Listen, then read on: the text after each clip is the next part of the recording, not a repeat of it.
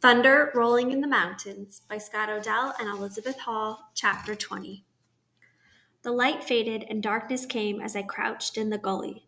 The bluecoats bandaged the wounds of our warriors and let the people bury our dead. They passed out food and blankets. Smoke rose from cooking fires. The smell of food filled my mouth with water. I had not eaten for 3 days. Hungry and cold and sad, I huddled against the dirt wall and shut my eyes. While my father spoke to the generals, Whitebird and a large band of our people had slipped away from the camp and started north. Now they were a long march away. I must start alone for the old lady's country, I told myself, but I would wait until the camp was asleep.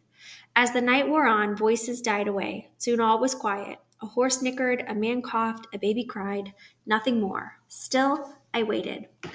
I waited until the stars moved the space of my 2 hands across the heavens. Then I wrapped a pan, a knife, and a buffalo horn for water in my wedding blanket. I crawled to the end of the gully that was the farthest from the camp. As I crept over the dirt, my hand touched something hard and cold. I ran my fingers over the object. It was a rifle. I stuck the barrel through the knot on my bundle and pulled myself out of the gully. The glow of watchfires outlined the edge of the camp. I crawled to the creek, squeezed through the brush, and let myself over the side. Silent as a snake in a stream, I slid down the bank to the water. Before I could get up, a strong hand clamped over my mouth. Another hand grabbed my arm. "Quiet!" whispered a rough voice. Fear struck through me. I did not move. The hands relaxed their grip. "Are you not going home with Chief Joseph?" asked the voice, gentler now. I peered through the darkness. It was Swan Necklace. He had not surrendered with the warriors. A burst of joy rose in me. "I am going to Sitting Bull," I said. "I will never go with the white man." "Let us start," said Swan Necklace. "Better we die together than trust ourselves to those who speak with 2 tongues." We followed the creek until it turned back towards the camp. Then we climbed out of the gully and began to walk towards the star that never moves. Snow covered the ground. Swan Necklace was still stripped for battle. He had no moccasins. I untied my bundle and cut strips of buffalo hide from the robe. Swan Necklace wrapped his feet in the soft fur and pulled our wedding blanket around his shoulders. He carried our guns, and I carried the rest. We walked until light streaked the sky. My moccasins were worn and my feet ached with cold. Swan Necklace said nothing, but his legs were bare. Swan Necklace found us a protected place out of the wind. While he dug a hollow on the side of the hill, I looked for buffalo chips. They were covered with snow and hard to spot, but I found enough for a small fire. We rubbed each other's feet to warm them, then huddled beneath the blanket. Heat from the fire spread through us, and we slept until the sun was high.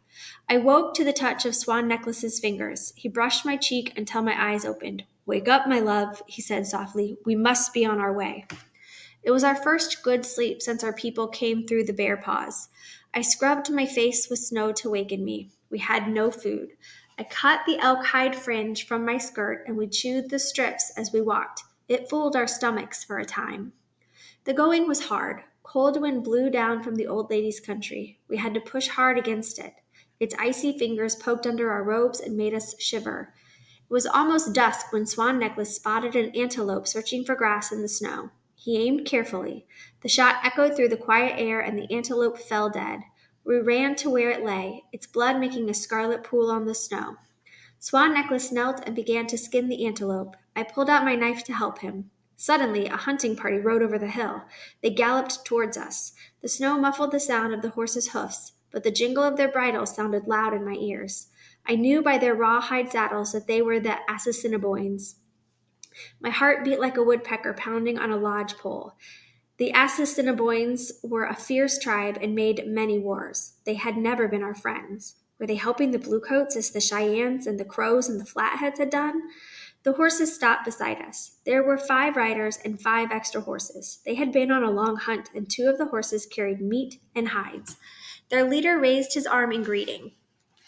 He had been on this earth as many snows as my father. Strips of ermine showed white in his braid. His beaded moccasins were made of soft elk skin. Beneath his saddle was a fine blanket of red wool and otter skins. It was a chief's blanket.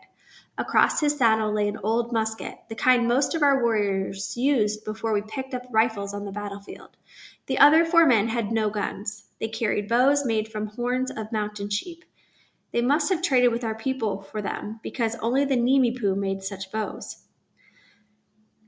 The leader made signs to say that all the tribes were brothers. He touched his chest and said his name was Red Elk. We signed back that we were friends and said our names.